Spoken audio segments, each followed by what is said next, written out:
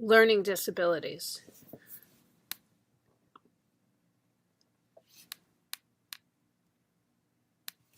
Think about learning disabilities. What do you know about learning disabilities? What do you think you know about learning disabilities?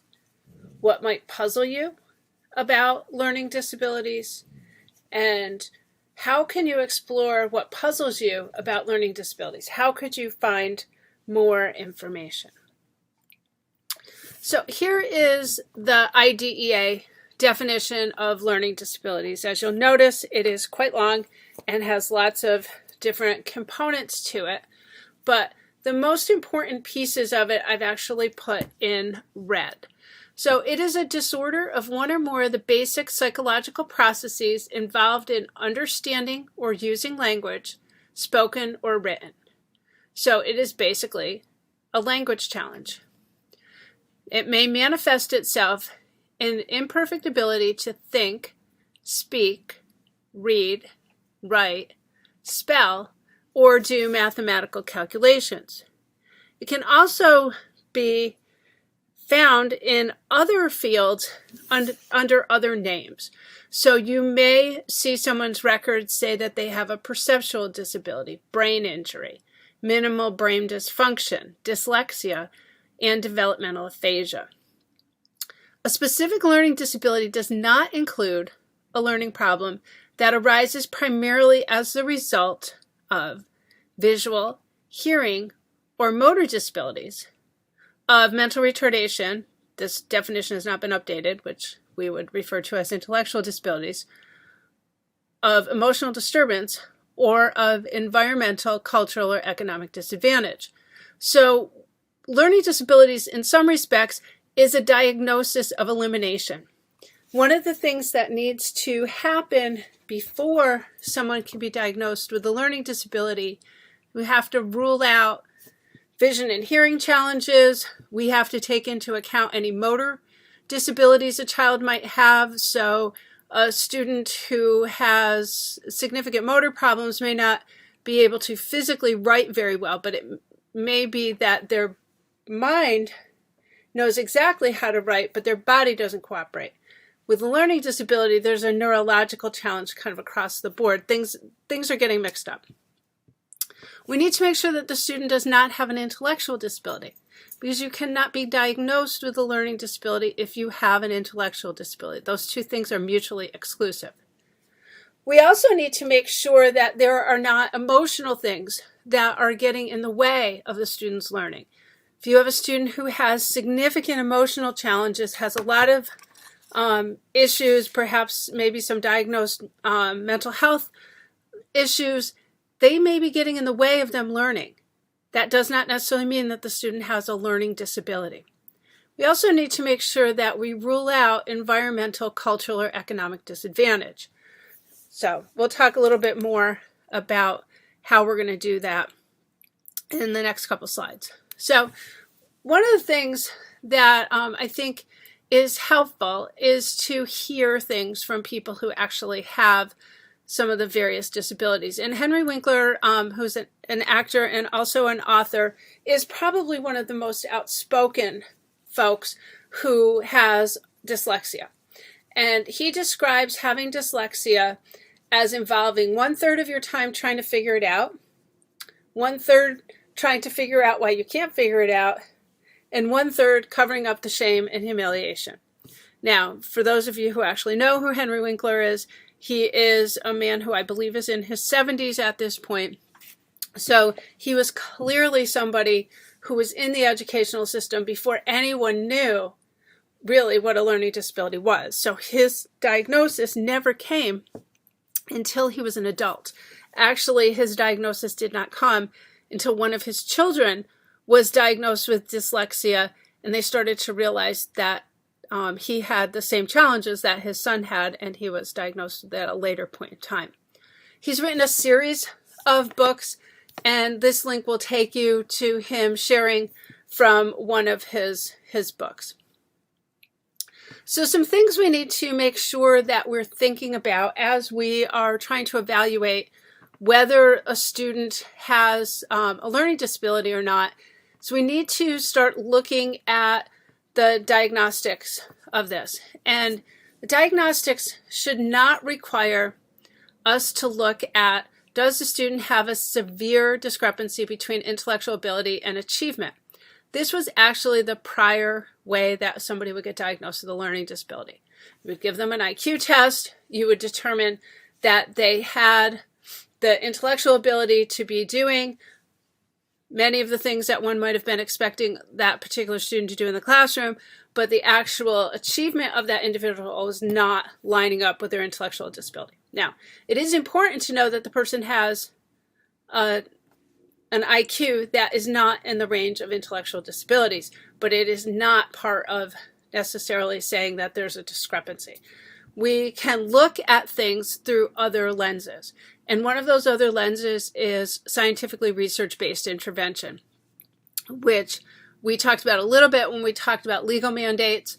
So you're a little bit familiar with that. It really comes out of the most recent version of IDEA in 2004, which is currently in need of an update, but it is what we're working from. So in 2004, scientifically research-based intervention was put into the expectations of determining whether a child has a learning disability. Could also use other research-based procedures, but typically in the state of Connecticut, folks use RTI, research-based approaches to determine if a student has a learning disability. So the state needs to make sure that they are not doing these, that they are using the appropriate diagnostic considerations. So some things that we need to make sure that we're looking at are, does the child have challenges in these areas? Does the child not function at the level we would expect for their particular grade level in these areas of oral expression, listening comprehension, written expression, basic reading skills, reading fluency skills, reading comprehension, mathematics calculation, and mathematics problem solving. So we need to look at those things. You may be using initially some state-approved standardized tests. Although K-2, we need to be looking at information that the classroom teacher has in order to start building a case. Again, this is a piece that comes out of the definition itself. We need to make sure that we rule these things out.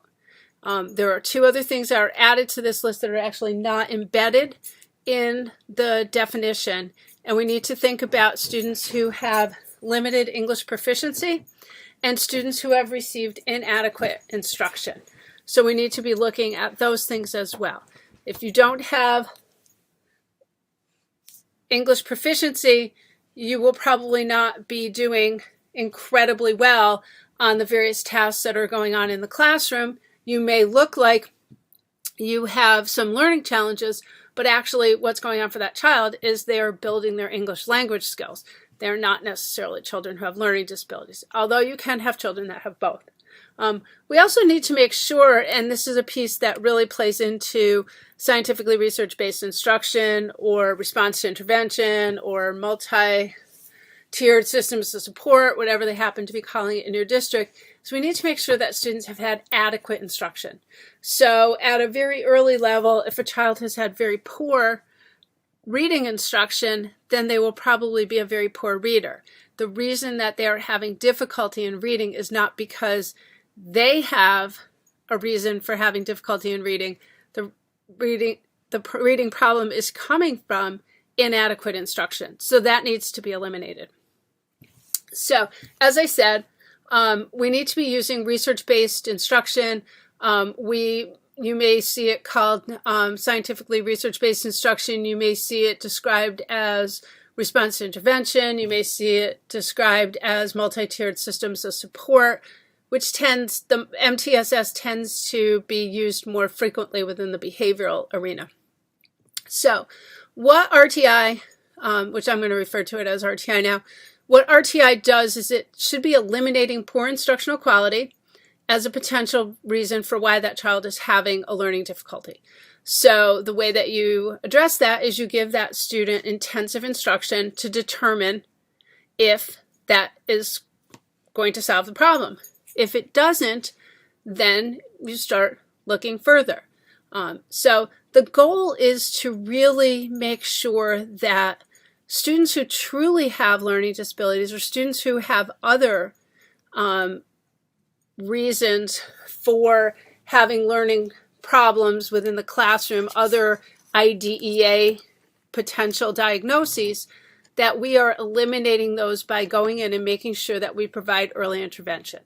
The goal is that the only people who should be getting special education services are students who actually need special education services, and that we want the students who need the services to get them, and we want students who don't need the services to not be using up resources that other folks could be using.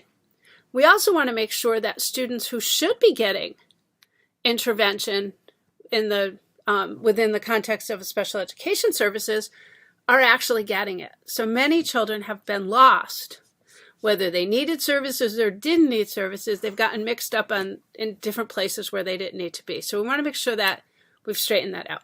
So primary prevention is what goes on in your general education classroom. Everybody gets the same universal core instructional program. Secondary prevention looks at students who are at risk.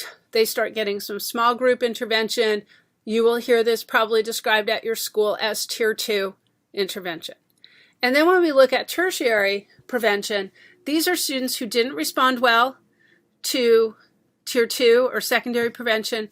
They will get more intense intervention at Tier 3. For many of the students that you will see in your classrooms, they will go through all 3 tiers before they are evaluated for special education programming. There are some students that we know at the primary level should be identified as needing special education services. There are students that we will know at Tier 2 need to be evaluated, but more often than not, we will not have enough data to justify a special education evaluation until students have gone all the way to Tier 3. So this is the Connecticut model.